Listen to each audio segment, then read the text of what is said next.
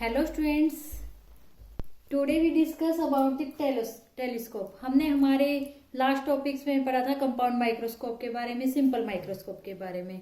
अगर आप लोगों को वो टॉपिक बहुत अच्छे से समझ में आ गए हो तो टेलीस्कोप तो समझने में कुछ है ही नहीं, बिल्कुल।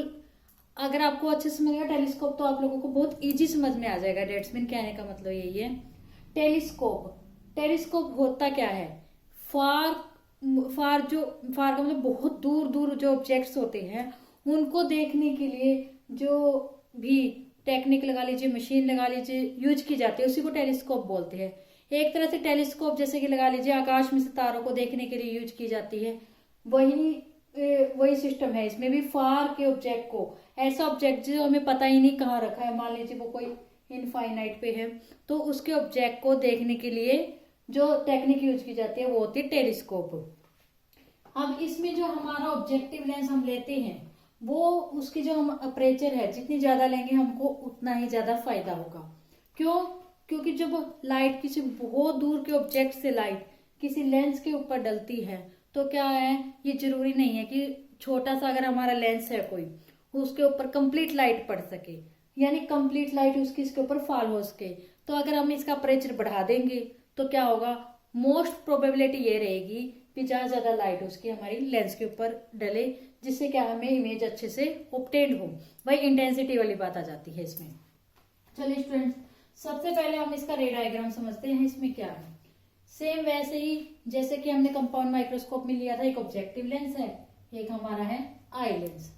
अब ऑब्जेक्ट उसमें तो हमने फोकस और एफ और 2F के बीच में रखा था, लेकिन यहाँ पर तो हमने अभी बोला है भी ऑब्जेक्ट बहुत दूर रखा है, कहाँ है हमें नहीं पता, मान लीजिए कहीं इनफाइनाइट पर रखा है, तो वहां से इनफाइनाइट से जो लाइट रे जा रही है जो ऑप्टिकल सेंटर से जाएगी वो सीधा पास करेगी, और जो यहाँ से स्ट्राइक करेगी वो यहाँ से आके मिलेगी। और हमें पता है, हमने 10th क्लास में किया है, अगर हमारा कोई ऑब्जेक्ट इनफाइनाइट पे रखा तो उसकी इमेज कहाँ मिलती है, हमें फोकस पे मिलती है। इसका मतलब जहां पर हमें इसकी इमेज मिलेगी वो इस ऑब्जेक्टिव लेंस का फोकस होगा, इसे हमने नाम दे दिया FO। अगर हमारा ऑब्जेक्ट मान लीजिए कहीं पे ए बी था तो हमने इसको नाम दे दिया A', B'। हमने इसको AB भी कह सकते थे क्योंकि ऑब्जेक्ट का नाम कहीं है नहीं, लेकिन आपने पीछे वाले टॉपिक्स में जैसे किया है उसी हिसाब से मैं इनके नेम ले रही ताकि आपको कंफ्यूजन ना हो। ओके स्टूडेंट्स, जो ये A', B' यहाँ पे हमें इमेज मिली है इस ऑब्जेक्टिव लेंस से, अब वो इस आई लेंस के लिए किस चीज का काम करेगी, एज अ ऑब्जेक्ट। तो ये क्या करेगी, ऑप्टिकल सेंटर से जो रेडिएशन पास हुई वो सीधी निकल जाएगी, यहाँ से जो स्ट्राइक करेगी और रिफ्लेक्ट होने के बाद, लेकिन आगे ये कहीं नहीं मिलेगी, तो डेट्स मीन ये वहीं पर पीछे मिलेगी, तो हमें एक लार्ज इमेज यहाँ पर ऑब्टेन होगी। अब इसमें हमने मान लीजिए जो इमेज हमें लास्ट में मिली है इसकी डिस्टेंस आई लेंस से मान लीजिए D है, इसकी जो हम ये FE इसकी फोकल लेंथ यहाँ पर है FE, ये मान लीजिए FE के इक्वल है। UE जहां पर हमें इसकी इमेज मिली थी पहले वाले ऑब्जेक्ट की, जो इसके लिए एज अ ऑब्जेक्ट वर्क कर रही है, इसकी डिस्टेंस मान लीजिए UE है। ओके स्टूडेंट्स, चलिए अब हम इसमें देखते हैं इसमें कितनी मैग्निफिकेशन होगी। इसमें भी वही हम सिंपल मैग्निफिकेशन नहीं, एंगुलर मैग्निफिकेशन निकालेंगे। वो किसके इक्वल होता है, हमने बार बार किया ही है, बीटा बाय अल्फा, जिसको हम 10 बीटा बाय 10 अल्फा लिख सकते हैं। लिख सकते हैं कि नहीं लिख सकते? अब इसमें एंगल कहाँ है, एंगल वही वैसे ही तो होंगे, ये जो हमारी इमेज है इमेज के द्वारा जो एंगल बनेगा ऑप्टिकल सेंटर पे डेट इज बीटा, और ऑब्जेक्ट हमें उसका तो पता ही नहीं, तो हमें क्या है इसी को ऑब्जेक्ट मानना पड़ेगा। कि अगर इससे हम यहीं पे बनाएंगे तो ये बन जाएगा, अगर हम कहीं और इमेज करेंगे तो कहीं और, हमने इसको इसके ऑप्टिकल सेंटर से बना दिया, that is alpha. Okay students, that is alpha कहाँ से बना, हमारे ऑब्जेक्टिव लेंस के ऑप्टिकल सेंटर से मिलाने से। चलिए अब हम इनको निकाल लेते हैं। पहले 10 बीटा कैसे निकालेंगे, फ्रॉम ट्रायंगल, यहाँ पर है बीटा A', B', OE, कौन सी लिया हमने ट्रायंगल, ये वाली। इसमें 10 बीटा किसके इक्वल आ जाएगा, perpendicular divide by base, that's mean A', B' divide by base B' OE, और हमारा जो OE है किसके इक्वल है, जो हमारा बी डैश ओ ई है ये किसके इक्वल है, यू ई के। ओके स्टूडेंट्स, चलिए अब हम निकालते हैं टेन एल्फा। टेन एल्फा किस ट्रायंगल से निकालेंगे, फ्रॉम ट्रायंगल, यहां पर बना है ना ये एल्फा, ये एंगल चाहिए हमें, तो ओ ए डैश बी डैश से, ओ ए डैश बी डैश से, ओ ए डैश बी डैश से।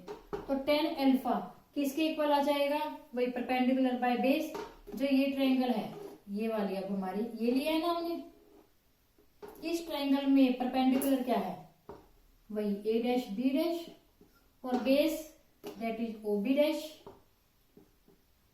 ओ बी डैश किसके इक्वल है, ओ बी डैश किसके इक्वल है, एफ ओ के equal, A dash B dash divide by F O. Okay students, आप लोगों को यहां तक समझ में आया। चलिए अब हम इसकी वैल्यूज इसमें पुट कर देते हैं। m is equal to A dash B dash divide by U E divide by A dash B dash divide by F O.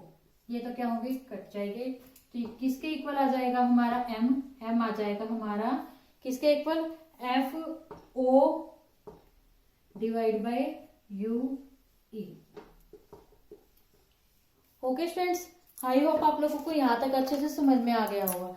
ये है हमारा मैग्निफिकेशन का formula in the case of the telescope. अब हम जैसे हमने कंपाउंड माइक्रोस्कोप में दो केसेस किए थे, अगर हम इमेज को नियर पॉइंट पर पाना चाहते हैं तो हमने क्या किया था, फोकल लेंथ की टर्म में दैट्स मीन हमने फोकल लेंथ के लेंथ फॉर्मूला यूज करके क्या किया था, ये वैल्यू पुट करके हमने वैल्यूज निकाल ली थी।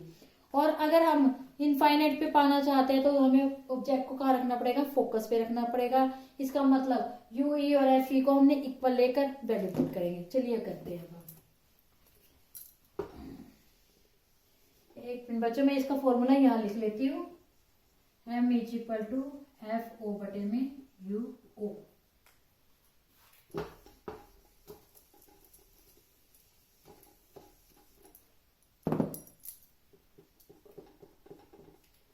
ठीक है, मान लीजिए सबसे पहला केस क्या है इसमें, अगर हम नियर पॉइंट पर इमेज को पाना चाहते हैं। ओके, तो हमें पता है लेंस फॉर्मूला क्या होता है, 1/f is equal to 1/v minus 1/u, यही होता है ना। तो हम आई के केस में लेंगे तो वही हम यहाँ पर सिर्फ हमारी सहूलियत के लिए हम यहाँ पर ई लिख देंगे, ई फॉर आई।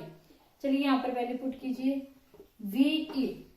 वी क्या है, distance of the object from, जो हमारी इमेज की डिस्टेंस है वो आई लेंथ से, that is equal to D, minus U E क्या है, ऑब्जेक्ट की डिस्टेंस किससे, आई लेंथ से।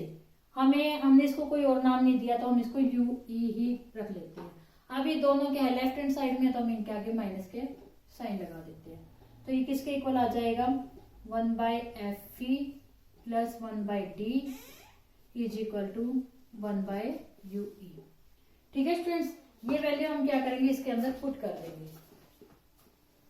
m is equal to F O 1/fe plus में 1/d। ठीक है, हम इसको यू ओ को इससे अलग करके लिखेंगे तो 1/uu लिख सकते हैं ना, तो हम इसको ऐसे लिख देंगे। चलिए अब हम इसमें से क्या करते हैं, इसे एफ ई से मल्टीप्लाई कर देते हैं। एफ ई से मल्टीप्लाई क्या, हम इसको ये लगा लीजिए 1+ की फॉर्म में निकाल लेते हैं, इसे हमें हमेशा से 1+ की फॉर्म में निकालते हैं। कैसे निकालोगे इसे, एफ ओ कैसे करोगे बच्चों इसको, F O divide by F E. चलिए हम इसको ना सिंपल ही करते हैं, आप लोगों को कंफ्यूजन नहीं होगा। ब्रैकेट खोल लेते हैं, प्लस में F O divide by D. Okay students, यहां तक कोई डाउट है आप लोगों को, नहीं तो ठीक है। अब हम इसमें से क्या करेंगे, इस चीज को कॉमन निकाल लेते हैं। एफ ओ बटे में एफ ई कॉमन निकाल लें तो यहाँ पे क्या बच जाएगा, 1+ में क्या बचेगा, 1+ में F E divide bye D. जब आप इसे सॉल्व करोगे तब हमारे पास यही बचेगा, दैट मीन्स का एलसीएम निकाल के जब आप सॉल्व करोगे तो हमारे पास क्या बचेगा, ये समझ में आ गया। ये हो गया हमारा जब हम नियर पॉइंट पर इमेज ऑब्टेन करना चाहते हैं उसकी मैग्निफिकेशन का फॉर्मूला। एफ ई डी क्या आ जाएगी, यहाँ पर से हमारा एलसीएम आ जाएगा, ये देखो एफ ई डी ये हमारा एलसीएम आ जाएगा, तो एक जगह हमें 1 मिल जाएगा और यहाँ से F E divide by D आ जाएगा। तो इस केस में अगर हमें लेंथ निकालनी है ट्यूब की लेंथ, तो हम क्या करेंगे, वही डिस्टेंस ले लेंगे यहाँ से लेकर यहाँ तक की, तो किसके इक्वल आ जाएगी, एफ ओ प्लस में यू ई। किसके इक्वल, एफ ओ प्लस में यू ई। वही हम इन्हें मैग्नीट्यूड के रूप में ले लेंगे क्योंकि डिस्टेंस हम यहाँ पर लेंथ को कभी भी नेगेटिव नहीं लेते। चलिए अब हम सेकंड केस करते हैं। केस सेकंड क्या है, इसमें मान लीजिए हम इमेज को हम और भी ये लगा लीजिए बड़ा करना चाहते हैं, तो हमें पता है कि बड़ा का मतलब क्या है, तो हमें क्या करना पड़ेगा, जो हमारी ऑब्जेक्ट की डिस्टेंस है और जो हमारी फोकल लेंथ की डिस्टेंस है, दैट्स मीन जो ये ऑब्जेक्ट है हमारा, ये इस आई लेंस के फोकल लेंथ पर होएगा, फोकस पे होएगा। इसका मतलब इसका फोकस भी क्या मानना पड़ेगा हमें, यहीं पर है। ओके, इसका मतलब क्या होगा उस केस में, यू ई और एफ ई इक्वल होंगे। समझ में आए स्टूडेंट्स, यू ई और एफ ई इक्वल होंगे। हमारे यहाँ पे यू ई नहीं, सॉरी यू ओ आएगा, यहाँ पे यू और एफ ई इक्वल हो गए क्योंकि ऑब्जेक्ट की जो इमेज है, हाई एक मिनट स्टूडेंट्स, यहाँ पर ई है सारी जगह, हमारा ई था ना, तो बाय मिस्टेक लिखा गया, यू ई क्या होगा, एफ ई के इक्वल होगा। एफ ई के इक्वल होगा तो इस फॉर्मूले में आप क्या कर लेते हैं, M is equal to F over D में एफ ई। ये क्या होगा, सेकंड केस में हमारा मैग्निफिकेशन होगा। और इस केस में क्या होगा, लेंथ किसके इक्वल आएगी, लेंथ वही हम यू ई की जगह एफ ई रख देंगे, तो इसमें लेंथ क्या आ जाएगी, एफ ओ प्लस में एफ ई। ओके स्टूडेंट्स, आप लोगों को समझ में आ गया। आई होप आप लोगों को टेलीस्कोप का टॉपिक भी बहुत अच्छे से समझ में आया होगा, simple microscope, compound microscope, telescope. और बच्चों इन टॉपिक्स को बहुत अच्छे से कर लेना, ये एग्जामिनेशन पॉइंट ऑफ व्यू से बहुत बहुत इंपॉर्टेंट क्वेश्चंस है। और आप लोगों को अगर कोई डाउट इनमें रह गया हो तो प्लीज कमेंट सेक्शन में कमेंट करके आप पूछ सकते हैं, आपका डाउट क्लियर किया जाएगा।